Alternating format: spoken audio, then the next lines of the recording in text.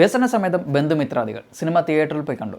എൻ്റെ ഒരു ഒപ്പീനിയനിൽ പറയുകയാണെങ്കിൽ ഒരു ഫൺ പാക്ഡ് ആയിട്ടുള്ള വർത്ത് വാച്ച് മൂവിയാണ് ഈ സിനിമ. നമ്മൾ ട്രെയിലറിൽ കണ്ടതുപോലെ തന്നെയാണ് ഈ സിനിമയുടെ കഥ എന്ന് പറയുന്നത് ഒരു മരണ വീട്ടിൽ നടക്കുന്ന സംഭവങ്ങൾ തന്നെയാണ്. പക്ഷേ അവിടെ ആ സമയത്ത് നടക്കുന്ന ഒരുപാട് കാര്യങ്ങൾ, ഒരുപാട് ആൾക്കാരെയും ഈ സിനിമ നമ്മുടെ മുമ്പിലേക്ക് കാണിച്ചു തരുന്നുണ്ട്. ക്ലിയർ കട്ടാണ്, ഇതിൽ എക്സ്ട്രാ സംഭവങ്ങൾ ഒന്നുമില്ല. വളരെ സിമ്പിളായിട്ട് ഉള്ളൊരു അവതരണം നമുക്കിവിടെ കാണാൻ പറ്റും. ഇതിനോട് സിമിലർ ആയിട്ടുള്ള സിനിമകൾ നമ്മൾ മുമ്പ് കണ്ടിട്ടുണ്ട്. ശ്രീധന്യ കാറ്ററിംഗ്, അതല്ലെങ്കിൽ മരണവീടുമായി ബന്ധപ്പെട്ടിട്ട് ഈമയോ, ഇതെല്ലാം നമ്മൾ കണ്ടിട്ടുണ്ട്. പക്ഷേ ഇവിടെയെല്ലാം സീരിയസ് എലമെൻറ്റ് കുറച്ചധികം കൂടുതലാണ്. പക്ഷേ ഇവിടേക്ക് വരുമ്പോൾ കോമഡി മൂവിയുടെ ആ ഒരു ടോണിലാണ് സിനിമ വളരെ ഇമ്പോർട്ടൻ്റ് ആയിട്ടുള്ള ഒരുപാട് കാര്യങ്ങൾ നമ്മളെ കാണിച്ചു തരുന്നത്. കോമഡി എന്ന് പറയുമ്പോൾ നല്ല അടിപൊളിയായിട്ട് കോമഡി ഇതിൽ വർക്കൗട്ട് ആയിട്ടുണ്ട്. നമ്മൾക്ക് ചിരിക്കാൻ പറ്റിയ ഒരുപാട് അവസരങ്ങൾ ഈ സിനിമയിൽ വരുന്നുണ്ട്. തമാശ രംഗങ്ങളെ പോലെ തന്നെ സീരിയസ് ആയിട്ടുള്ള രംഗങ്ങൾ അവർ കാണിക്കുന്നതിലും അതുപോലെ തന്നെ ഇമ്പോർട്ടൻസ് കൊടുത്തിട്ടുണ്ട്. ഇപ്പോൾ ഉദാഹരണത്തിന് പറയുകയാണെങ്കിൽ ട്രെയിലർ റിയാക്ഷൻ കണ്ട സമയത്ത് ഞങ്ങൾ പറഞ്ഞിട്ടുണ്ടായിരുന്നു, മരണവീടെന്ന് പറയുമ്പോൾ അതിൽ ഒരുപാട് കോമഡി സംഭവങ്ങൾ നമുക്ക് കാണാൻ പറ്റും. അവിടെ ചെന്ന് കഴിഞ്ഞാൽ നമുക്ക് ചിരിക്കാൻ പറ്റിയ ഒരുപാട് എലമെൻറ്റ്സ് ഉണ്ടാവുമെന്നൊക്കെ ഈ സിനിമ അത് കാണിക്കുന്നുണ്ട്. പക്ഷേ അതോടൊപ്പം തന്നെ ശരിക്കുമുള്ളൊരു മരണ വീട്ടിലുള്ള ദുഃഖം എന്താണെന്നുള്ളതും ഈ സിനിമ എസ്റ്റാബ്ലിഷ് ചെയ്യുന്നുണ്ട്. അത് വളരെ മനോഹരമായിട്ട് അവർ ചെയ്തിട്ടുണ്ട്. നമുക്ക് ഓൾറെഡി അറിയാവുന്ന അല്ലെങ്കിൽ നമ്മൾ ഓൾറെഡി കണ്ടിട്ടുള്ള, ചിലപ്പോൾ ഇനി കാണാൻ സാധ്യതയുള്ള കുറേ ആൾക്കാരെയും സിറ്റുവേഷൻസും നമുക്ക് ഈ സിനിമയിൽ കാണാൻ പറ്റും. പറയുകയാണെങ്കിൽ മരണ വീട്ടിൽ എന്തായാലും കുറേ പേര് ദുഃഖിക്കുന്നുണ്ടാവും. അപ്പോൾ അവരെ കൂടാതെ അവിടെ വന്നു കയറുന്ന ബന്ധുക്കളുണ്ടാവും. പിന്നെ അയൽക്കാർ, നാട്ടുകാർ, പണിക്കാർ, രാഷ്ട്രീയക്കാർ, സഹായിക്കാൻ വരുന്നവർ,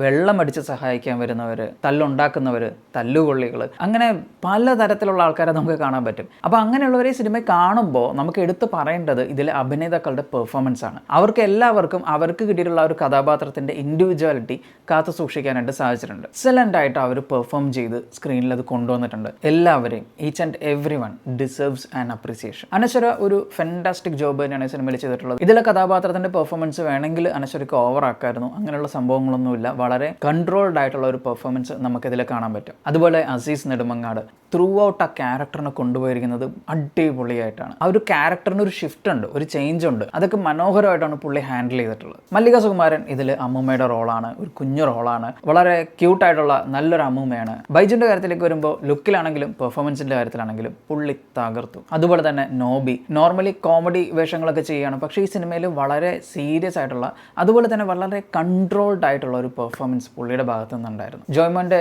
കോമഡി സംഭവങ്ങൾ എനിക്ക് ഭയങ്കരമായിട്ട് ഇഷ്ടപ്പെട്ടു. അതുപോലെ തന്നെ ഈ സിനിമയിൽ കോമഡി ചെയ്തിട്ടുള്ള മറ്റ് കഥാപാത്രങ്ങളും, എസ്പെഷ്യലി ഇതിൽ പണിക്കാരുടെ വേഷങ്ങൾ അഭിനയിച്ചിട്ടുള്ള ആർട്ടിസ്റ്റുകൾ വളരെ ഗംഭീരമായിട്ട് ചെയ്തു. എനിക്ക് ഭയങ്കരമായിട്ട് ഇഷ്ടപ്പെട്ടു. അവരുടെ കോംബോ രസമാണ്, അവരുടെ കോൺവെർസേഷൻസ് രസമാണ്, അത് കൊണ്ടുപോയിട്ടുള്ളത് രസമാണ്. ഈവൻ ടു ദി എൻഡ് അവരതിനെ നല്ല രീതിയിൽ കൊണ്ടുപോയിട്ടുണ്ട്. അവർ നല്ല രീതിയിൽ പെർഫോം ചെയ്തിട്ടുണ്ട്. പിന്നെ ഇതിൽ ബാക്കിയുള്ള ആർട്ടിസ്റ്റുകൾ, എനിക്ക് എങ്ങനെയാണ് അവരുടെ പേര് പറയാൻ പറ്റുക, അവർ ചെയ്ത റോൾസ് വേണമെങ്കിൽ പറയാം. അങ്ങനെ പറഞ്ഞാൽ നമുക്ക് മനസ്സിലാവും.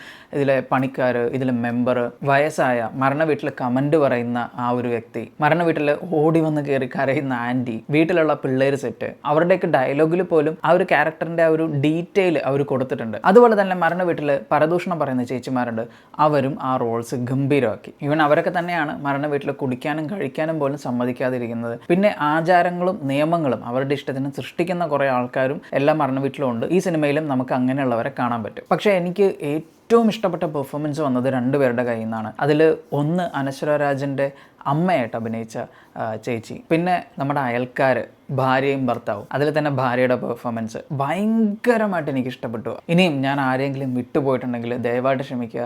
ഈ സിനിമയിൽ എല്ലാവരും നന്നായിട്ട് പെർഫോം ചെയ്തിട്ടുണ്ട്. സിനിമയിൽ ഈ പറയുന്ന സീരിയസ് കാര്യങ്ങളൊക്കെ ഇനി തീർച്ചയായിട്ടും OTTയിൽ വന്നു കഴിയുമ്പോൾ കൂടുതൽ ഡിസ്കഷനിലേക്ക് വരും. എനിവേ, എനിക്ക് ഈ സിനിമ ഒരുപാട് ഇഷ്ടപ്പെട്ടു. ഞാൻ തീർച്ചയായിട്ടും ഈ സിനിമ റെക്കമെൻഡ് ചെയ്യും. എൻ്റെ ഒരു അഭിപ്രായത്തിൽ പറയുകയാണെങ്കിൽ ഇതൊരു വൺ ടൈം വാച്ചബിൾ ആണ്. പക്ഷെ വേണമെന്നുണ്ടെങ്കിൽ നമുക്ക് വീണ്ടും കാണാം. അതിൽ പ്രോബ്ലം നമുക്ക് ഒരിക്കലും ഫീൽ ചെയ്യില്ല. ബട്ട് ഞാൻ ഈ സിനിമ 100% നിങ്ങൾക്ക് എല്ലാവർക്കും റെക്കമെൻഡ് ചെയ്യുന്ന ഒരു സിനിമ തന്നെയാണ്. സിനിമ കണ്ടവരാണ് നിങ്ങളെങ്കിൽ സിനിമയെക്കുറിച്ചുള്ള അഭിപ്രായങ്ങൾ കമൻറ്റിൽ രേഖപ്പെടുത്തുക. അതുപോലെ വീഡിയോ ഇഷ്ടപ്പെട്ടാൽ ലൈക്ക് ചെയ്യുക, ഷെയർ ചെയ്യുക. അതുപോലെ ചാനൽ സബ്സ്ക്രൈബ് ചെയ്യുക, സപ്പോർട്ട് ചെയ്യുക.